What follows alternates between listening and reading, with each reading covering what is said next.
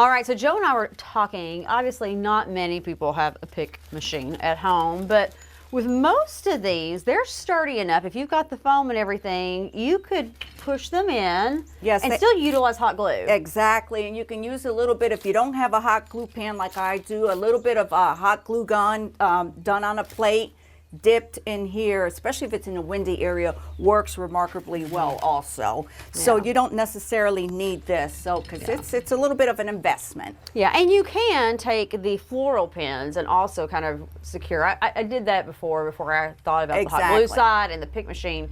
I would actually just go in and kind of like force it down in there to give it a little bit extra. Right, that also works. But here's just pretty much already completed, and like I said, it all depends upon your size of your container, what side you want, and a lot of times when I make these, I mirror one another, but I like it to look pretty natural. Yeah. And especially for what we're doing, that red one, if you wanted to add a little white or a little purpley to it, blue they're beautiful. I know, but I do love the simplicity of just the green and the red. Exactly. And then you're tying everything else, here on the door, and I know next time we're going to talk about all the other beautiful stuff that's going on here in this front porch. But now, I'm gonna tell on Dwayne a little bit. Hey!